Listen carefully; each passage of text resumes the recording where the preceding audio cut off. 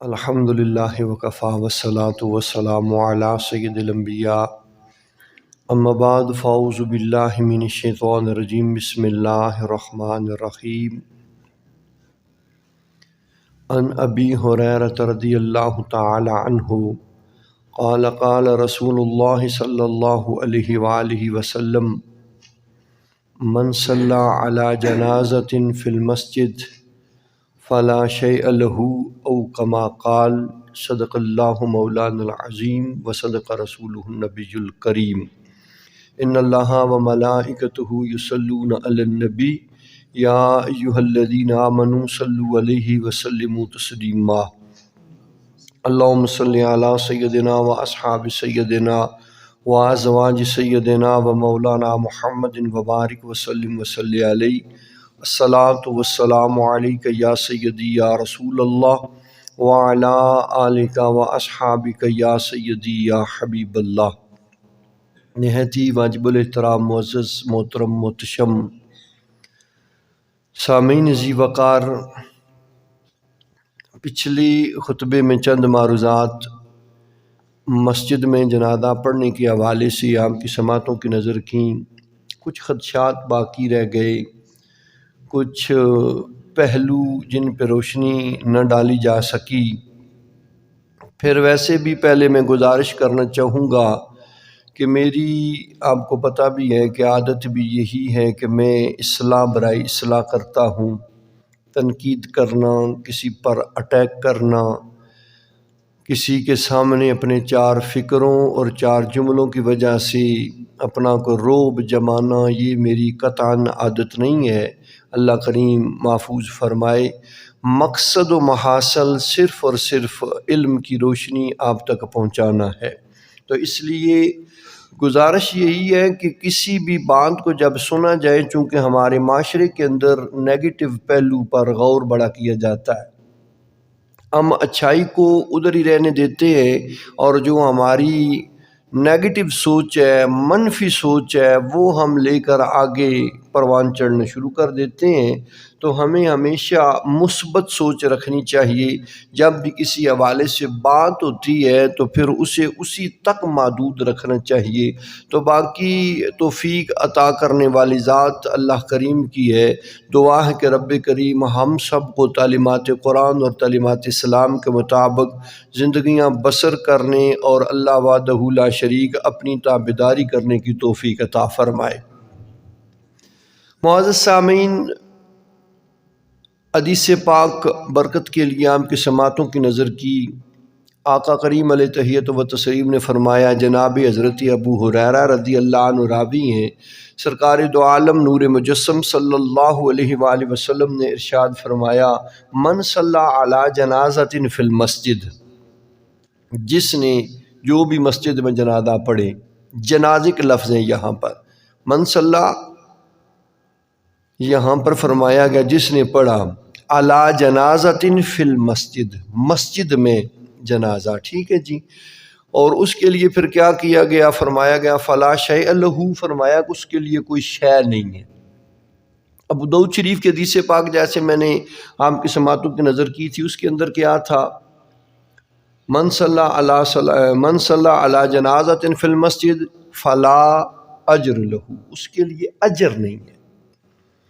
اجر کا لفظ بھی ہے اور شے کا لفظ بھی ہے، جنازے کا لفظ بھی آ گیا، اور ایک روایت میں من صلی علی میت فی المسجد، جس نے میت پر مسجد میں جنازہ پڑھا، میت بھی آ گئی۔ تو اس لیے پیارے صاحبو، جنازہ مسجد میں جو پڑھا جاتا ہے اس پر فرمایا فلا شیء لہ، کوئی شے نہیں، کوئی اجر نہیں، کوئی اس کا ثواب نہیں ہے۔ تو اس لیے اس امر سے ہمیں اور اس کام سے ہمیں از حد اجتناب کرنا چاہیے۔ پھر اگلی بات جو فتاوی عالمگیری میں بیان کی گئی ہے وہ کون سی ہے؟ فرمایا کہ ایسی مسجد کہ جس میں جماعت ہوتی ہے اس کے اندر نماز جنازہ مکروہ ہے، جس کے اندر باقاعدہ 5 ٹائم کی باجماعت نماز ادا ہوتی ہے۔ اب اس مسجد کا یہ تقدس ہے بیان کیا جا رہا ہے کہ مسجد، اس مسجد کے اندر تو جنازہ، جیسے میں نے عرض کر دیا تھا، پھر کچھ باتیں دہرانا پڑ جاتی ہیں، وقت تھوڑا ہوتا ہے، چاہے مسجد کے اندر ہو باہر ہو، آدھے لوگ اندر ہوں آدھے باہر ہوں، جو بھی صورتحال ہو، بہرحال صورتحال اور مسئلہ ایک ہی ہے کہ وہ مکروہ ہے اور مکروہ تحریمی ہے۔ مکروہ سے مراد مکروہ تحریمی ہے۔ معزز سامعین، اس کے اندر اب جماعت والی مسجد اور غیر جماعت والی مسجد ایک نئی چیز ہی آ گئی ہے کہ مسجد تو پھر مسجد ہی ہے نا۔ تو پہلی چیز یہاں پہ عرض کر دوں کہ یہ بات فرزندان اسلام کی تکلیف اور خشوع خضوع کے اندر خلل واقع ہونے کی وجہ سے ہی اسلام نے نفاست کے پیش نظر بھی بیان کیا ہوگا کہ جماعت والی مسجد کے اندر ہر 2 گھنٹے بعد 4 گھنٹے بعد جماعت ہوتی ہے، نماز پڑھی جاتی ہے، اور ایک وہ مسجد ہے کہ جہاں اللہ مان والحفیظ پتہ ہی کوئی نہیں ہے۔ جیسے ایسی مساجد ہیں نا جو لوگوں نے بنائی ہوئی ہیں، عام طور پر کوئی جناب بیرون ملک سے آئے صاحب، انہوں نے جناب کہیں پہ مسجد کھڑی کر دی۔ کسی بندے کے والدین میں سے کوئی مر گیا، اس نے جناب میں اپنے جناب ابا جی کے اصال ثواب کے لیے بنا رہا ہوں جی، حالانکہ جب مسجد کی ضرورت نہیں تو بنا کیوں رہے ہو؟ مسجد تو وہاں بنانی چاہیے جہاں اس کی ضرورت ہے، جہاں اس کا حق ادا کیا جائے۔ لبے سڑک کہیں کسی ویران جگہ پہ مسجد بنا دیجیے، ابے کے اصال ثواب کے لیے ہے۔ اب اس میں کوئی جا کر نماز پڑھے گا تو ابے کو ثواب ملے گا، تو جو اپنے محلے کی، گلی کی، وارڈ کی آپ مسجد ہے اس میں جا کے نماز پنجگانہ پڑھ کے ابے کے لیے دعا کریں گے تو اس کا ثواب زیادہ ہوگا یا سال بعد زیادہ ہوگا؟ پھر مسجد کی بڑی اہمیت ہے۔ حضور جان عالم نے فرمایا من بنا للہ مسجدا بنى اللہ لہ بیتا فی الجنہ، کہ جس نے اللہ کی رضا کی خاطر مسجد بنائی، اللہ کریم جنت کے اندر اس کے لیے گھر تعمیر فرما دیتا ہے، اس کے لیے گھر بن جاتا ہے مسجد بنانے کے عوض جنت کے اندر۔ لیکن وہ مسجد بنانا رضا الہی کے واسطے ہو، مسجد کو تعمیر کروانا اپنی انا پرستی کی وجہ سے، اپنی شہرت کی وجہ سے، اپنی جناب دنیا کے سامنے نیک نامی کمانے کی وجہ سے نہ ہو کہ لوگ کہیں گے بلے بلے جی، واہ واہ جی، فلاں صاحب نے جناب دیکھو جی مسجد بنا دی ہے، میرا نام نکلے، میری شہرت ہو، میری بلے بلے ہو، تو پھر اس مسجد کا فائدہ کوئی نہیں ہے۔ اور یہ عموماً آپ نے دیکھا ہوگا، میں نے بھی کافی ساری دیکھی ہیں، آپ نے بھی دیکھی ہوں گی، ایسی جگہوں پہ مساجد بنی ہوئی ہیں، چھوٹا سا کمرہ ہوتا ہے، نہ وضو کا اہتمام ہے اور نہ وہاں نماز پڑھنے کا کوئی سسٹم ہے، مکڑیوں نے جالے تانے ہوئے ہیں، پرندوں نے گھونسلے بنائے ہوئے ہیں، چرسیوں کا وہ اڈا بنا ہوا ہے، پھر وہ مسجد کے حکم میں نہیں آتی ہے۔ کیا فائدہ پھر ایسی مسجد کا؟ وہ پیسہ کسی غریب کو دے دیتے، شاید اللہ راضی ہو جاتا۔ تو پیارے صاحبو، اب وہ بھی مسجد ہے، اور اس مسجد کے اندر اگر جنازہ پڑھا جائے تو پھر اس کے اندر حرج کوئی نہیں، ثواب ہے، جس میں جماعت باقاعدہ 5 ٹائم کی نہیں ہوتی۔ کیوں؟ کیونکہ وہاں پر پھر کب کسی نے جاننا ہے، اور اگر اس میں پڑھیں تو مسئلہ پھر بھی وہیں پہ رہ جاتا ہے۔ مسئلہ تو ہے بارش سے بچنا، تو وہ ایک چھوٹے سے کمرے کے اندر ایک میت اور ایک امام صاحب اور 4-6 بندے آئیں گے، باقی سارے پھر باہر ہی بھیگیں گے، تو پھر کیا فائدہ؟ تو اس لیے ہو تو جائے گا، لیکن ہم وہاں پہ پڑھیں گے نہیں کہ جو بارش میں بھیگ گئے وہ کہیں گے جناب علی ہم کو تمہارے ستیلے تھے کہ ہمیں بارش میں بھگا دیا اور خود جناب علی اندر گھس گئے۔ تو باقی جو بات ہے یہاں پر وہ ہے تقدس کی، چونکہ جیسے میں نے عرض کیا تھا وہاں پہ اگر مسجد کے اندر کوئی اہتمام ہی نہیں ہوگا، کوئی کارپٹ نہیں ہوگی، کوئی قالین نہیں ہوگی، کوئی کچھ نہیں ہوگا، اگر وہ ہو بھی گیا گیلا بھی ہو گیا کوئی حرج نہیں ہے، اس لیے کہ وہاں پہ کون سا کسی نے نماز پڑھنی ہے۔ تو جو جماعت والی مسجد ہے اس میں تو ہر گھنٹے کے بعد نماز پڑھی جاتی ہے۔ تو پھر بندگان خدا جو نماز پڑھنے کی غرض سے آئیں گے، پھر مسجد میں تفن ہوگا، مسجد کے اندر گندگی ہوگی، مسجد کے اندر بدبو پیدا ہوگی، تو پھر ان کے خشوع خضوع میں خلل آئے گا اور عبادت کی لذت میں بھی فرق آئے گا۔ اس لیے اسلام چونکہ نفیس ہے اور اس نے نفاست کو ہی پسند فرمایا ہے۔ تو معزز سامعین ذی وقار، اس لیے اس چیز کو ملحوظ خاطر رکھا جائے، جو جماعت والی مسجد ہے اس کے اندر نہیں ہو سکتی۔ اور پھر یہ ہمارے لیے شرعی عذر نہیں ہے، جی بارش ہے جی شرعی عذر ہے، کون سی اس میں عذر والی بات ہے؟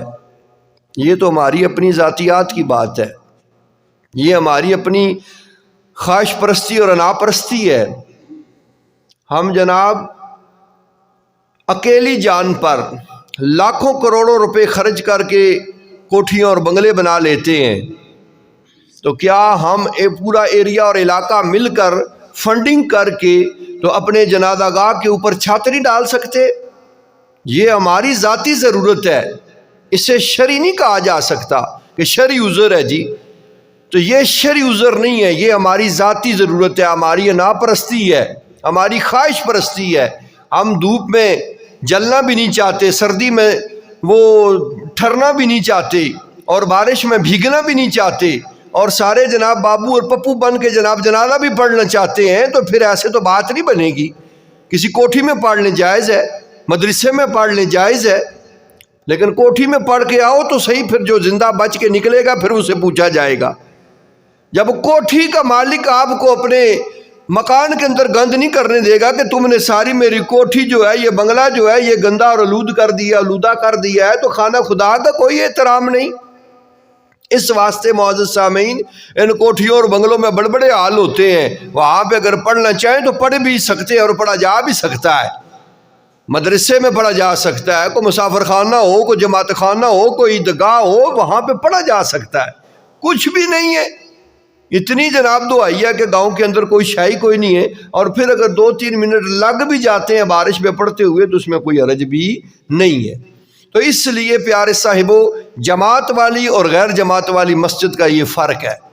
اب یہاں پر جو ہوتے ہیں نا کم فہم بندے یا کم ظرف بندے، پھر وہ یہاں پہ پھر نیا نقطہ نکالتے ہیں، یہ تو کوئی جی کیڑی گل ہے، وہ بھی تو مسیت ہے، بھی مسیت ہے نا جی، پھر فرق کیڑا ہویا؟ مسجد مسجد ہے۔ تو پہلی چیز یہاں پہ میں نے عرض کی ہے تقدس۔ اب ہم یاد رکھیں کس لیے کام کرتے ہیں، جنازہ پڑھتے ہیں یا جمعہ پڑھنے کے لیے آئے ہیں، کیوں؟ ثواب ملے گا۔ تو جب ثواب ہی نہ ملے، عذاب ملے، تو پھر اس کا فائدہ؟ یہ تو ایسی بات ہے نا کہ ایک بندہ تھا وہ بہرا ڈورا جس کے سامنے، تو ایک بندے نے عیادت کرن واسطے گیا، نال بندہ کوئی نہیں سی جڑا اس کی دسیا، وہ سننا کوئی نہیں سی، بہت سارا خورا اچا، تو مریض تو سنگے پتہ ہے اچا بول ہی نہیں سکنا، جس کی چوکھا بیماری پینجا لایا ہوا ہے وہ اچا نہیں بولنا۔ اس اپنے دموں 3 سوال تیار کیتے، بھئی یہ سوال پوچھا، بھئی بندہ بیمار ہویا عیادت کرن گچھو، بڑا ثواب لبنا، تو چلو ثواب ہو سی، اللہ راضی ہو سی، بندہ خوش ہو سی۔ اس 3 سوال کڑے۔ پہلا سوال اس کو گچھی کی پوچھا، پراؤ کیا حالی؟ ظاہری گل ہے ایسا کو کیا آنے، اللہ نے شکر ہے، مہربانی ہے، ٹھیک ہے بالا۔ دوسرا سوال کر سن کہ کیڑی دوائی کھانا ہے، تو ظاہر ہے بندہ چنگی دوائی کھانا۔ تیسرا سوال کر سن کہ ڈاکٹر کو علاج کرانے، تو ڈاکٹر بھی ایسا کچھ ماڑے کو تو نہ گچھنے، اپنے دمو تو چنگے کو ہی گچھنے، اگر ماڑا نکلا تو ساڑے نصیب۔ تو بہرحال یہ 3 سوال ہونے نے کرساں، مڑ کچھ کیا آکساں اللہ نے والا ہے، بندہ بھی خوش، اللہ بھی خوش، ثواب لبسی۔ چلا گیا تو اگے اس کی جناب دردہ چاہے ایسی، تو گچی کو اس کی سوال کیتا، سلام کیتا، تو اس کہنا کیا علی پرہو سا کہ مرنا پہ آنا، شکر الحمدللہ، ٹھیک ہے جی۔ ہوں اس کی سمجھ کو نہیں آئی، ہوں اس اپنے عقلے مطابق تیار کیتا اسی سوال، تو اس اگو آ گیا شکر الحمدللہ، تو اس کی وٹ تے چڑھیا میں مرنا پیا، اس کے اگو آ گیا تے اگو تکو۔ بہرحال دوسرا سوال کیتا سے بھئی کیڑی دوائی کھانے، سا کہ زہر کھانا، سا کہ بہت چنگی دوائی ہے، بہلا بالو سے۔ پھر اسے آخیا جی ڈاکٹر کہڑے کو علاج کرانے، اسے آخیا جی ملک الموت کو، اسے کہا بہو قابل ڈاکٹر ہے، جس نے علاج کرنا اور بال ہوئی گشنا، ٹھیک ہوئی گشنا۔ اس کہنا اللہ پرہو اللہ تو کسی دیا اٹھی کا آ رہا، تو کیا خیال ہے، خوش ہویا جی؟ جس نے زخمہ پر لون چھنکیا، جس کی جناب علی تڑپایا، جڑا اگے ہی لمب ہویا سی اور لمب کیتا، وہ خوش تو نہ ہویا؟ اور راضی اتنا ہویا تھا جب وہ خوشی نہیں ہویا تو پھر اس کی ثواب لبے آؤ سی یہی صاحب ہے اسا قدر جلے ہیں جی جنازہ پڑھ جلے ثواب لب سی 2 قرات ثواب لبنا جنازہ پڑھو تے تو جناب اسا جنازہ پڑھنا ثواب کھٹن آ رہے ہیں تو پھر ہمارے ساتھ بھی معاملہ اس ڈورے والا ہی ہونا ہے. معزز سامعین آئے تو ہم ثواب لینے تھے لیکن چلے گئے عذاب لے کر. ہم مالک کو راضی اور خوش کرنے آئے اور کیا کیا اس کے گھر میں آگے گند ڈال دیا اس کے گھر کو آلودہ کر دیا خراب کر دیا پھر وہ ہم سے خوش ہوگا. تو اس لیے پھر یہاں پر یہ بات عرض کر دوں جو بات ہے فرق والی مسجد اور مسجد میں جی فرق ہے. کیسا فرق ہے جی یہ بھی مسجد ہے وہ بھی مسجد ہے تو پھر ادھر پڑھا جا سکتا ہے ادھر کیوں نہیں پڑھا جا سکتا. تو مسئلہ معزز سامعین پانی ہے. آپ دیکھیں ایک پانی ہے جو زمزم شریف ہے اور ایک پانی ہے جو عام سادہ پانی ہے. اب ان کو پینے کا طریقہ کیا ہے سارے جانتے ہیں. زمزم شریف کا کہ بسم اللہ شریف پڑھ کے قبلہ رخ ہو کے کھڑے ہو کے پیتے ہیں ہم اسی طرح.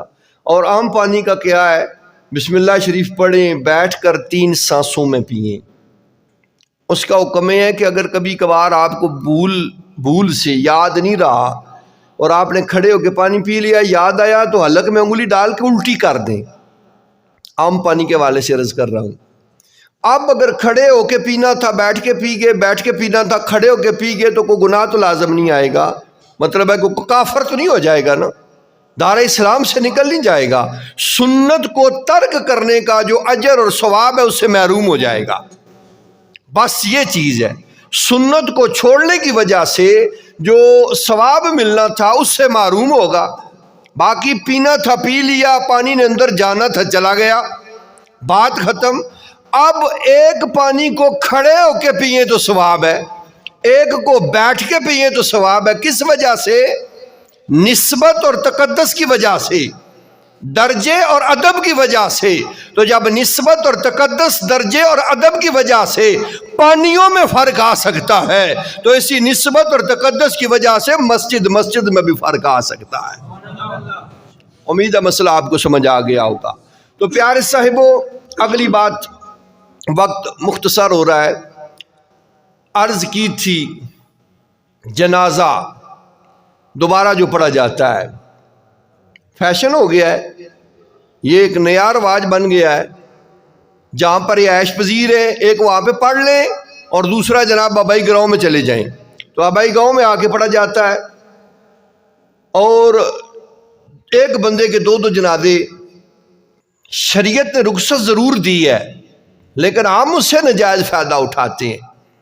آپ کسی کے گھر جائیں وہ کہے بھیا چلو پریشان ہو تمہیں جو شے ضرورت ہے لے جاؤ تو آپ 4 مزدور لگا لیں ساتھ اور وہاں سے جناب لوٹ مار شروع کر دیں. کیا خیال ہے وہ راضی ہوگا کہ یار تجھے رخصت دی تھی کچھ ضرورت ہے تھوڑا بہت لے جاؤ ہمارا بھی خیال کرو تم نے یہاں پہ کیا شروع کر دیا ہے لوٹ مار مچا دی. جب جہاں پر بھی رخصت دی جاتی ہے تو اس رخصت کا مقصد کیا ہوتا ہے اپنا وقت ویلا جو ہے اسے پورا کرنے کی کوشش کرو نظام چلاؤ. یہ نہیں کہ وہاں پہ لوٹ مار شروع کر دو. شریعت نے رخصت ضرور دی ہے کہ دوبارہ جنازہ پڑھا جا سکتا. کس لیے اگر میت کے وارث ولی کہا جاتا ہے وارث ٹھیک ہے جی جو وارث ہیں جو اس کے سربراہ ہیں جو اس کے پیچھے ورثاء ہیں ان میں سے ورثاء نے اگر جنازہ پڑھ لیا سارے جہان نے نہ پڑھا ہو دوبارہ نہیں ہو سکتا. سارا جہان پڑھ لے وارث رہتے ہوں ان کے لیے دوبارہ پڑھا جائے گا کیوں یہ ان کا حق تھا. تو شریعت نے کیا اب رخصت دی ہے کہ اگر وارث نے نہیں پڑھا ہے تو دوبارہ ہو سکتا ہے. اور یہاں پہ 4 بیٹے ہیں 2 اٹھا پڑھ کے نہیں آئے تو 2 گراں پڑھ کے نہیں آئے ٹھیک ہے جی رخصت ضرور ہے یہ کہ 2 ادھر پڑھ لیں 2 ادھر پڑھ لیں. لیکن پہلا جنازہ ہو گیا اب اس کے بعد فرق آتا ہے دوسرے میں 2 4 6 گھنٹے کا فرق رکھا جاتا ہے. تو پیارے صاحبوں اب تدفین کے اندر تاخیر کی وجہ سے وہ عند اللہ مجرم ضرور ہوں گے وہ نگار ضرور ہوں گے. تو اس لیے کوشش کرنی چاہیے ایک ہی پڑھا جائے.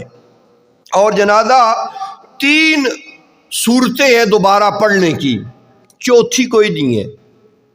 ایک یہ اگر ورثاء نے نہ پڑھا ہو تو ان کی خاطر دوبارہ پڑھا جا سکتا ہے۔ دوسری، دوران جماعت کوئی ٹریجڈی ہو جاتی ہے، امام صاحب کا وضو ختم ہو گیا، امام صاحب مر گئے، امام صاحب بھی ہوش ہو کے گر گئے، یا انہوں نے 4 تکبیرات پڑھنے کے بجائے 3 پڑھ کے سلام پھیر دیا، اب جماعت ہی ٹوٹ گئی ہے، لہذا دوبارہ پڑھا جائے گا۔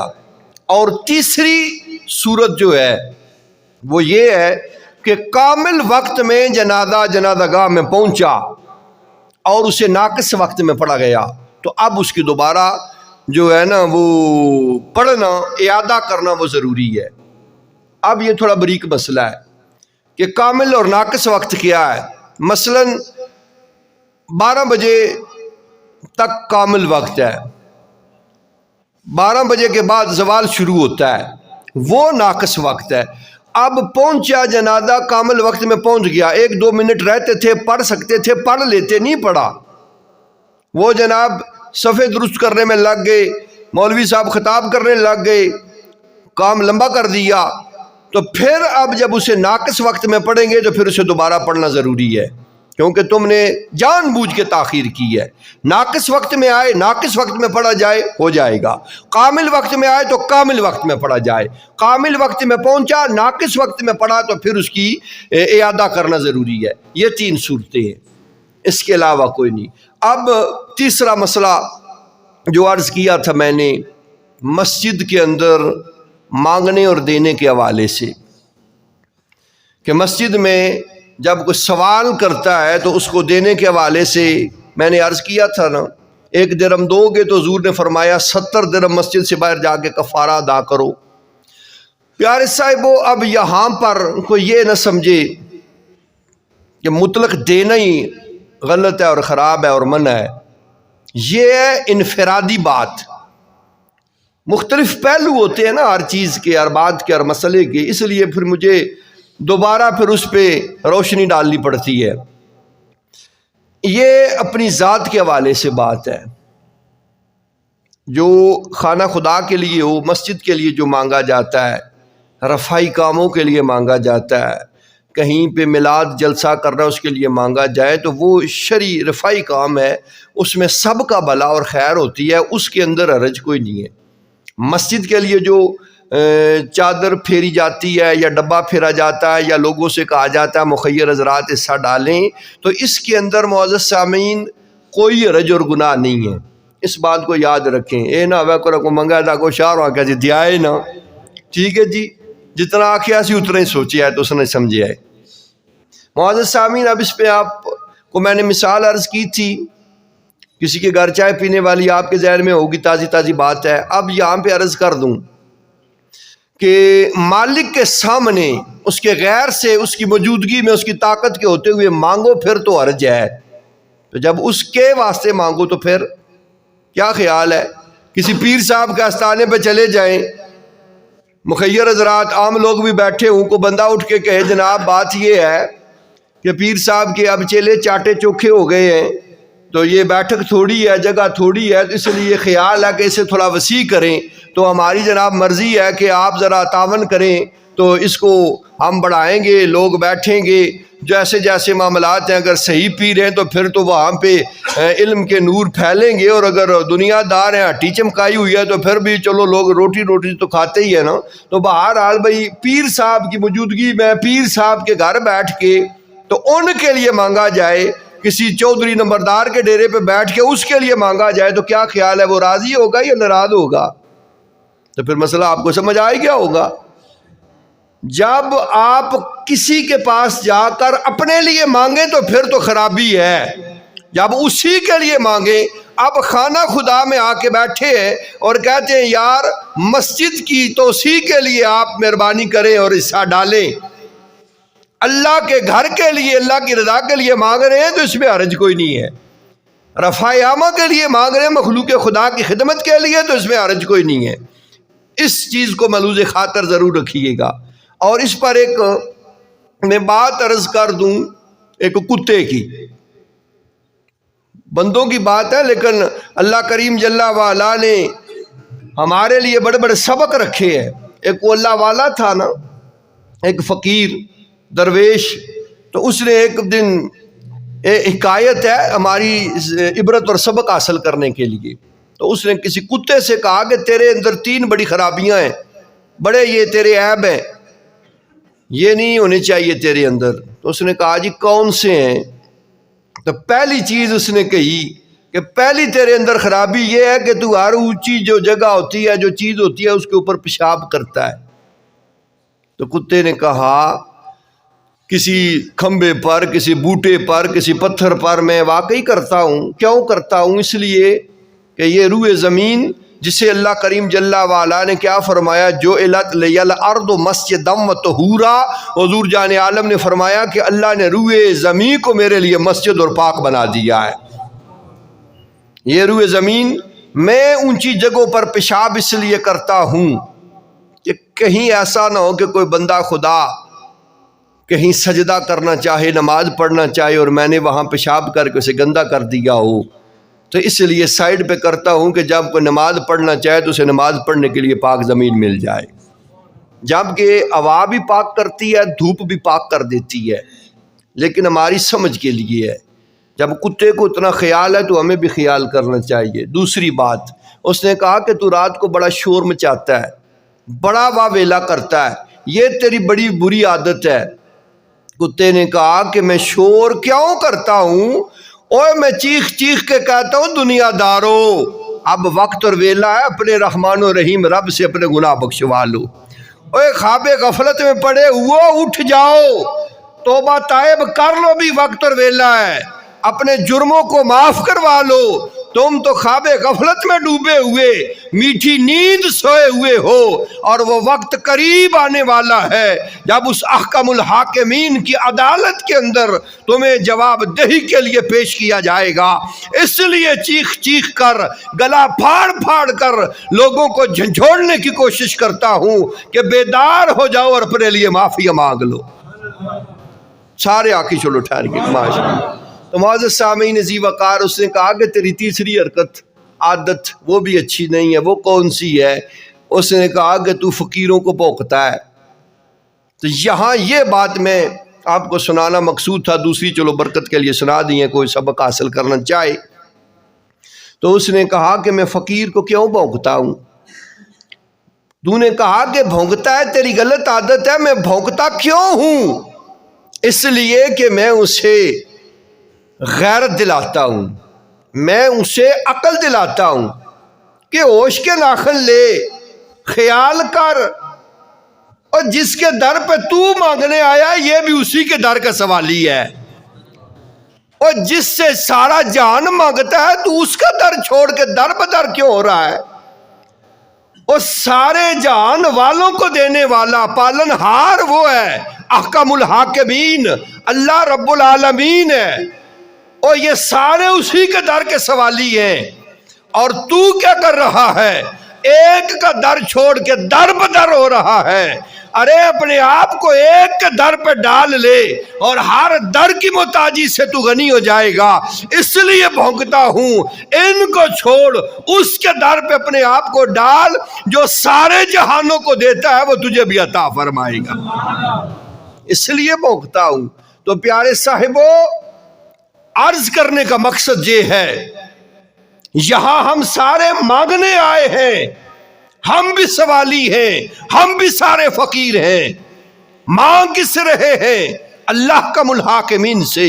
اور یہاں پہ کوئی اٹھ کے مالک کو چھوڑ کے مخلوق سے مانگنا شروع کر دے تو پھر اس پر یہ سزا، اور اس پر پھر یہ معزز سامعین ذی وقار شریعت نے حد لگائی ہے کہ پھر جو اسے دے گا اس کی سزا یہ ہے کہ وہ مسجد میں 1 درم دینے کے بدلے 70 درم کا کفارہ ادا کرے، اور یہ خالق کو چھوڑ کے مخلوق سے مانگنے والا پھر در بدر ہی ہوتا رہے گا، اور زندگی بھر لوگوں سے ہی مانگتا رہے گا، اور مانگ مانگ کے پوری نہیں پڑے گی، یہ سدا سوالی رہے گا۔ تو اس لیے پیارے صاحبو، مسجد کے اندر جو مانگنا ہے وہ اللہ کی رضا کے لیے ہو، بندگان خدا کے لیے ہو، رفع عامہ ہو تو ٹھیک ہے، اپنی فقط ذات کے لیے مانگا جائے تو پھر وہ غلط ہے۔ مسئلہ سمجھ آ گیا جی؟ تو اس واسطے پیارے صاحبو اس فقیر سے جب یہ کتے نے کہا نا کہ میں اسے جھنجھوڑتا ہوں، کہتا ہوں کہ یار اپنے آپ کو اس در پہ ڈال دے جہاں سے ہر ایک کو گدا ملتی ہے۔ آخری بات عرض کر دوں، کو بزرگ تھے نا، تو ان کو ان کی بیوی نے کہا پیسے چاہیے، فرمایا کوئی نہیں، جب ہوں گے دے دوں گا۔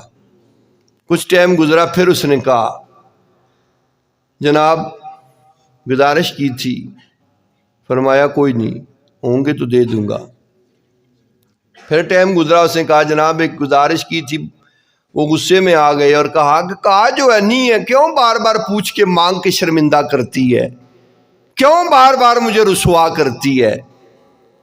تو پھر کیا ہوا، وہ رونے لگی اور اس نے کہا کہ جناب میرے تو سرتاج آپ ہی ہیں نا، میرے مالک آپ ہیں، آپ سے نہیں مانگوں گی تو کس سے مانگوں گی، اس لیے مانگتی ہوں۔ پھر وہ چپ ہوئی اور یہ بابا جی رونے لگے۔ اس نے کہا جناب آپ کو کیا ہوا ہے؟ اس نے کہا کہ پگلی تو نے مجھے رب سے مانگنے کا طریقہ بتا دیا ہے، اور تیرا مالک میں ہوں تو بار بار تو مجھے سے مانگتی رہی، میرا مالک وہ ہے تو پھر مجھے بھی اس سے مانگنا چاہیے کہ نہیں؟ تو پیارے صاحبو ہم سب کا مالک اللہ ہے۔ یہ جو بیکاری بن کے مساجد میں آ جاتے ہیں، یہ ہمیں چونا لگا جاتے ہیں اور ہمیں رسوا بھی کر جاتے ہیں، اس لیے مانگنا ہے تو احکم الحاکمین سے مانگو۔ اس کے گھر میں آ کے جو لوگوں سے مانگے پھر اس کی پوریاں نہیں پڑتی ہیں، اس لیے اللہ سے مانگو، وہ سب کو دینے والا ہے اور وہی سبھی کا مالک ہے۔ تو جو اس سے مانگتا ہے وہ اسے خیر کثیر عطا فرماتا ہے۔ تو امید ہے یہ مسائل آپ کی سماعتوں کے حوالے ہو چکے ہیں۔ دعا ہے کہ رب کریم جل وعلا ہمیں عمل کی توفیق عطا فرمائے، اور رب کریم اپنی اور اپنے حبیب لبیب کی کما حق ہو تابعداری کی توفیق بھی نصیب فرمائے۔ وما علینا الا البلاغ۔